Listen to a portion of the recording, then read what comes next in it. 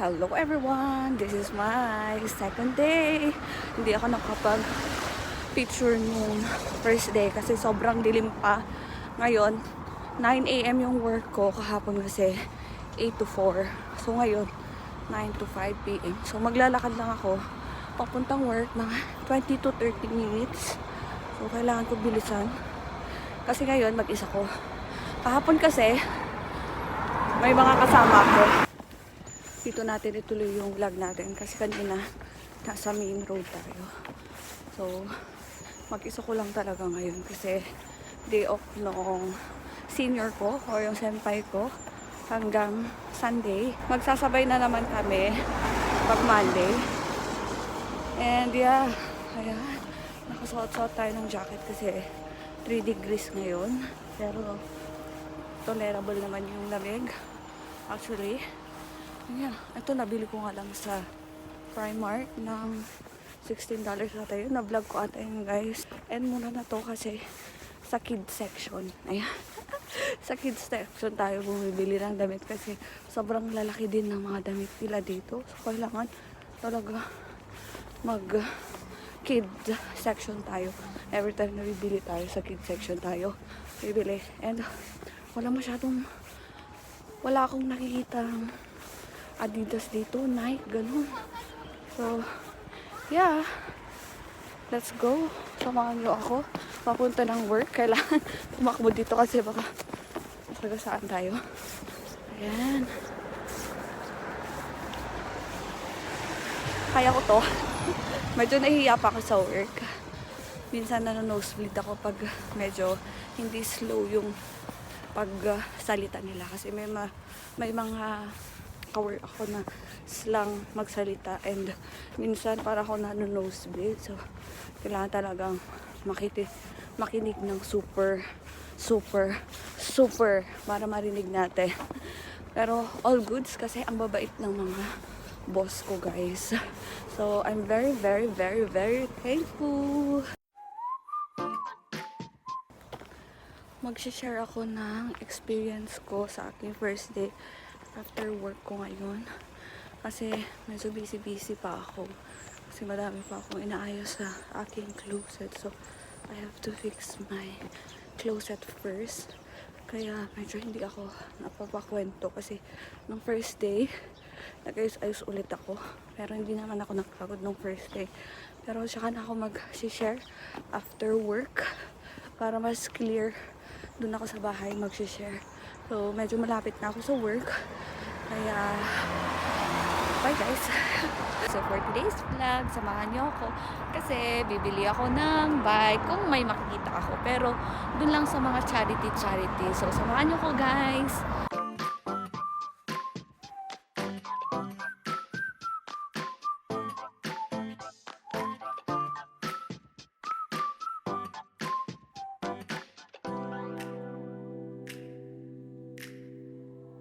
Falling to pieces in my room.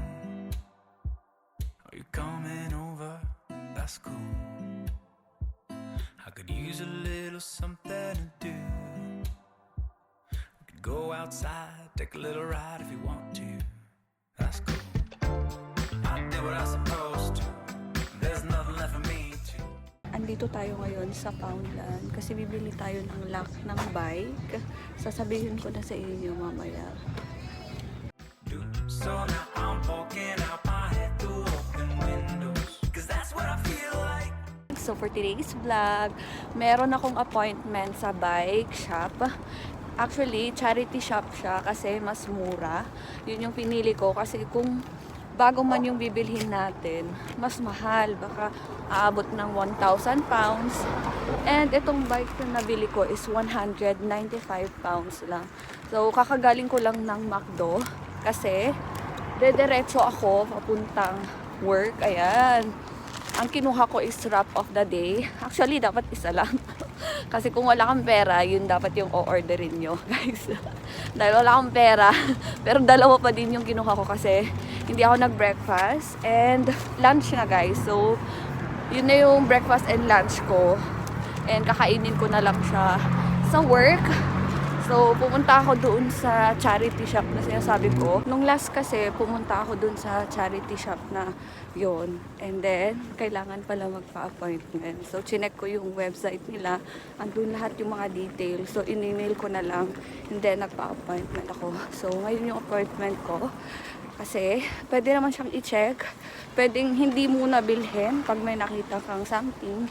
So, titignan natin kung maganda ba yung bike na napili natin. Kasi, sinend ko yung mga picture na gusto ko.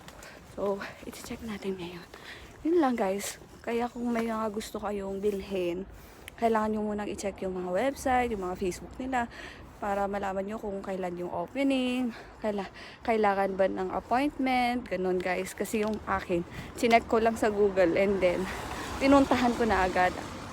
Akala ko, open sila. So, yeah. Mamaya na ako magkwento kasi ayokong mag-vlog. So, andito na ako guys. So, sisigaw lang daw ako kung may tao ba. Let's go!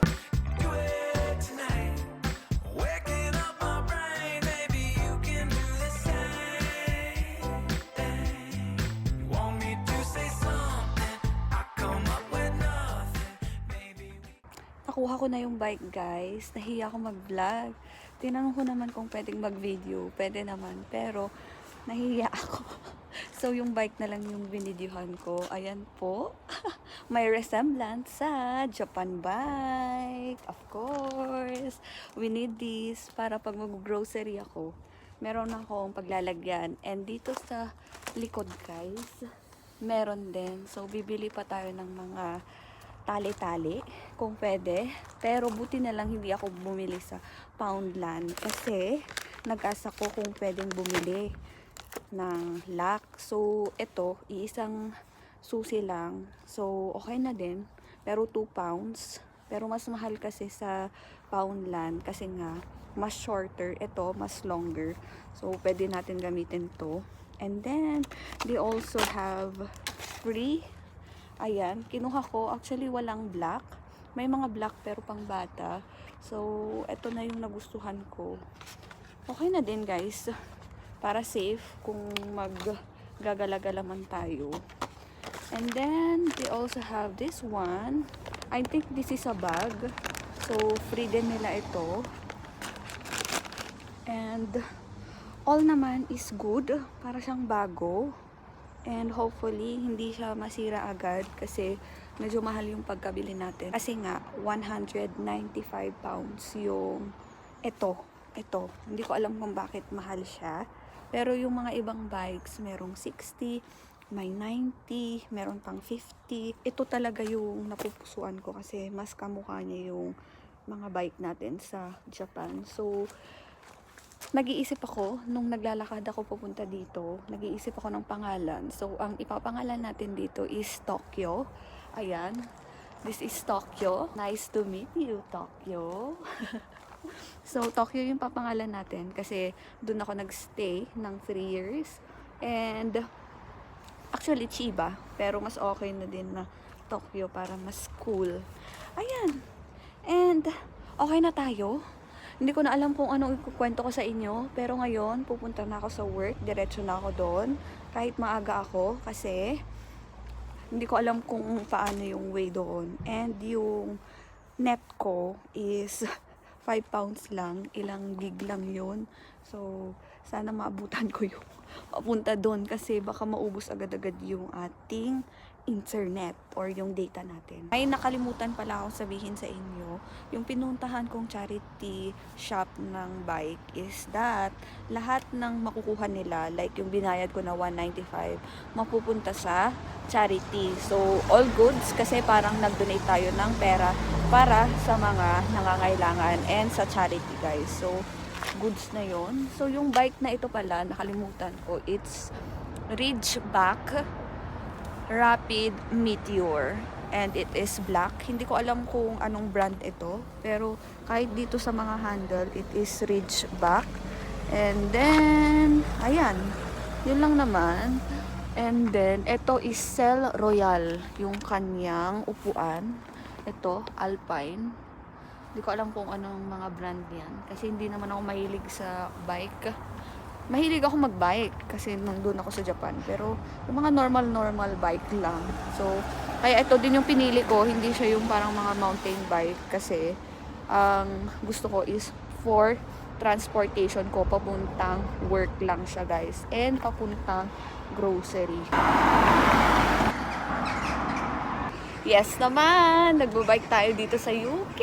Oh my gosh! I love it!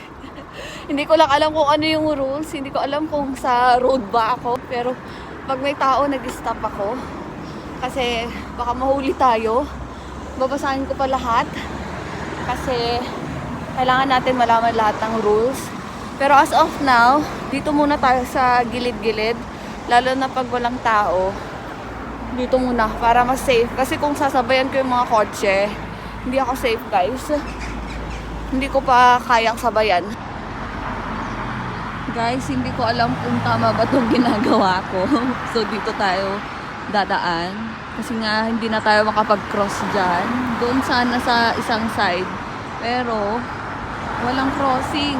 So, dito na lang tayo. Let's go!